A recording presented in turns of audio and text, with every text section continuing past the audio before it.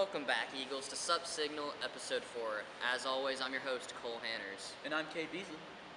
Sorry if y'all were disappointed with last week's episode. We experienced some technical difficulties last week, and we apologize. It won't ever happen again. We apologize. Now let's get into some news happening around Signal Mountain. We will be continuing on with our annual Threads of Care clothing drive next week.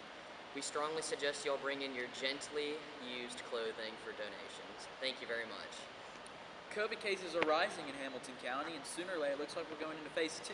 But Hamilton County has previously stated that we won't go into Phase 2 until after November 20th. You know, I don't care necessarily about Phase 2, but I really don't want to go back into Phase 1. Yeah, I'm not a big fan of the online learning or anything like that personally, but I would not mind a staycation, just to get chill in my house, play some video games.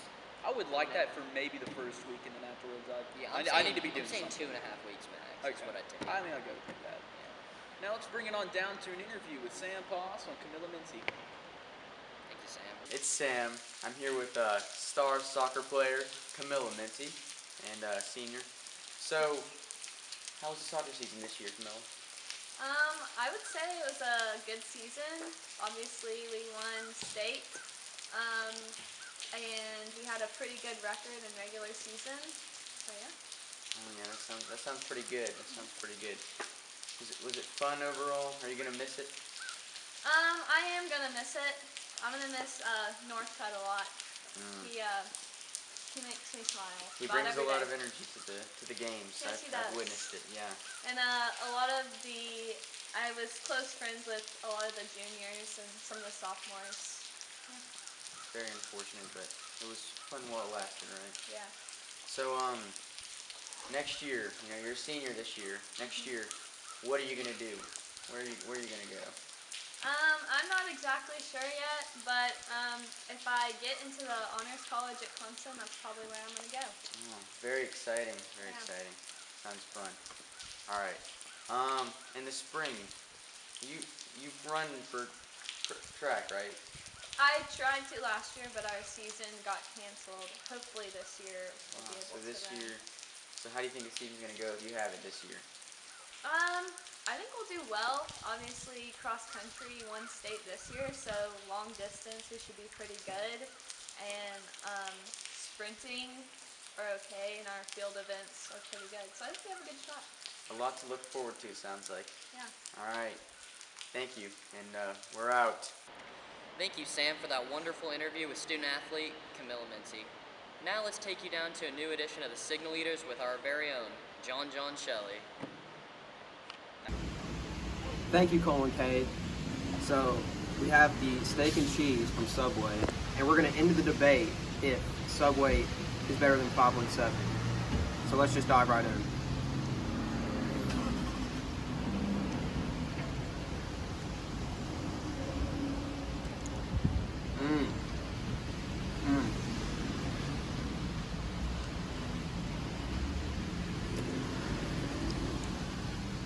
I'm not going to lie. The bread, it's kind of tough. I'm being dead serious. It's like, I gotta pull it. I gotta pull it to get a bite. But it's still pretty good.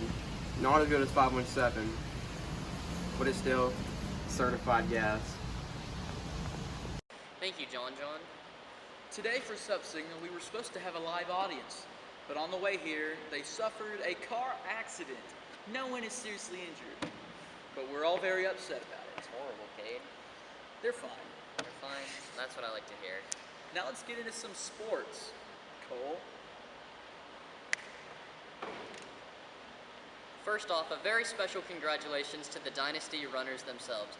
The girls cross-country team took home their 4th straight state championship, and the boys repeated as well. Congrats, runners. Our football team unfortunately lost last Friday at Upperman. It came on down to a 2-point conversion in overtime. Let's bring it on down to our local meteorologist, Sam Gower, with our weather. Rain! Thanks, Sam, for our local weather. All right, so last week you saw the press conference. This week we bring it to you live in action. The grueling golf match between Carson Johnson three-time state champ, and our very own Cade Beasley. Let's take you to it. They were supposed to be here at 2, but as always, they're late. Wait a minute. What is that?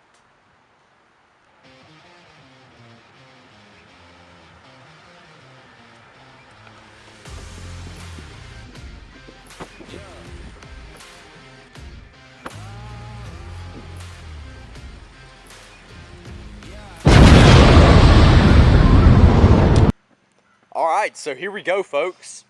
You've been waiting for over 2 weeks for this highly anticipated golf match, and now we're here with Cade Beasley and Carson Johnson. This is going to be fun. So you got any tips before first tee shot? Well, I want to tell you, it's just in golf, you just kind of got to trust yourself, all right? Trust your athleticism. He's already playing left-handed. We know he's a bit uncoordinated as it is. So all you need to do is go out there, be the ball, and just swing it. All right. And here it is, the opening tee shot of our highly anticipated matchup between Carson Johnson and Cade Beasley. So now, from Falling Water, Tennessee, Carson Johnson.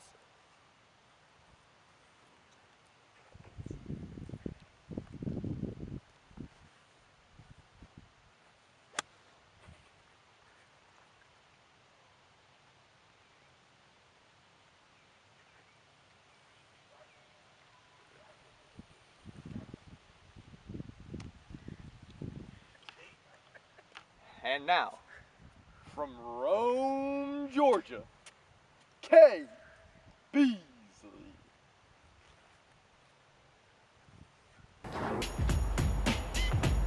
Oh yeah? No, it's more than enough. Johnson lines up on the par 3. Looks like he's got a wood in his hand.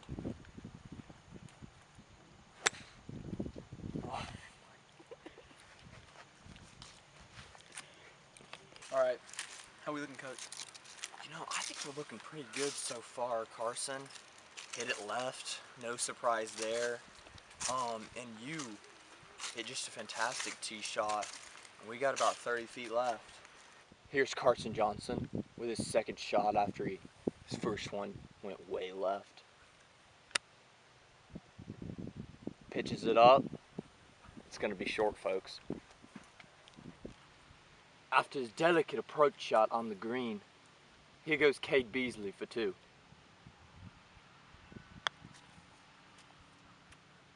It's tracking. Oh, what a shot. Johnson's got a lengthy putt for his 4. Beasley's close for 3. He needs this one. Oh, and it slides off right.